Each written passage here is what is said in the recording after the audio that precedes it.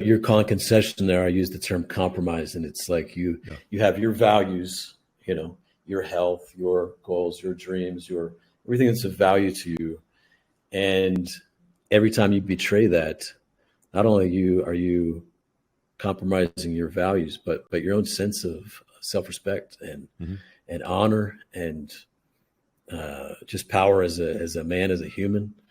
Hmm. And yeah, and if it goes too far, what's left? I mean, it can like death, really, the death of the man that you could have been, like he's died. So how does a man come back from that in a relationship where that's gone that far? Is there like, in the Matrix, there's kung fu training to deal with Agent Smith? Is it for you? Have you participated in any kind of I don't know, workshop or training or for leadership or conflict resolution or communication that's helped you to better navigate these conflicts? Yeah. I mean, there's any number of angles that I've, dove down these rabbit holes on as far as, solutions with this, anything from psychedelics just down to the basics of frame and, these long-term type of relationships. Um, it's like one of these puzzles that you throw on the table and it's got like 1,000 pieces. You can't just throw a couple of pieces together and go, okay, it's solved. Like if I just chase excellence, not women, and put a dent in the universe, I'll never have an issue again. And then that's when the like the black pill crowd goes, well, Brad Pitt couldn't do it, Johnny Depp couldn't do it. What makes you think that you're going to do it now, sort of thing. And they have a valid argument, right? But like I said, this is like a puzzle with 1,000 pieces, and if you're not getting everything right, it's not a good look, and it's not a favorable outcome, for most men.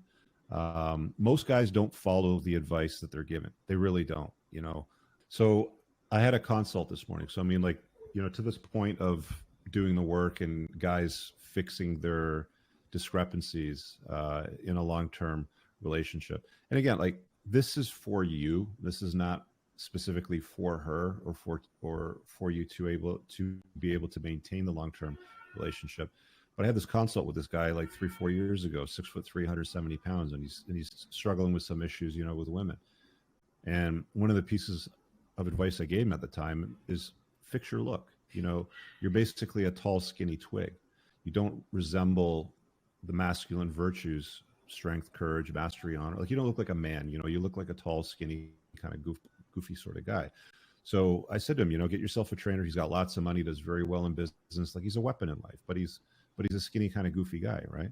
And when you can fix that, like a 6'3" guy that's in a masculine frame, not like a bodybuilder, but somebody that looks like what women are typically attracted to, and what is the optimal health angle, probably about 210, 215 pounds, lean with some muscle on him, broad shoulders, narrow waist.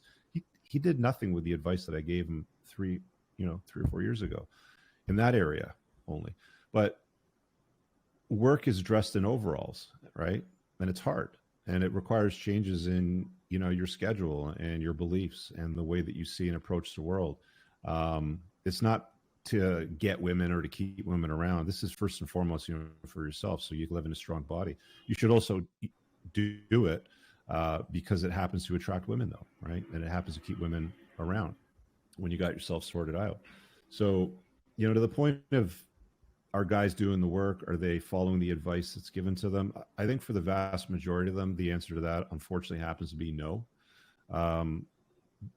Very, very few guys will do what's required of them to be legends in their own world. You know what I mean? It's far easier to just sort of play the victim mindset. Oh, it's not fair. Society's not fair. Government taxes me too much. Women aren't anything special today. Women aren't worth it. Why would I do all this work, just for a woman, sort of thing. I mean, at the bare minimum, making good money, being able to access resources, being able to make it rain, and living in a strong masculine body, that's not for chicks. That's for you. Beautiful women are probably just a byproduct of that when you're a top shelf man. So there's a lot of like guys sort of resigning themselves to the victim mindset. You know, that's what the whole black pill is they're not really looking for solutions. They're looking more for sympathy, you know, from the world. And I get it, you know, work is tough, but it is what it is. You know, you want to make something of yourself. Men on the sexual marketplace compete and women choose. That's just the way that it is. That's the way that it's always been.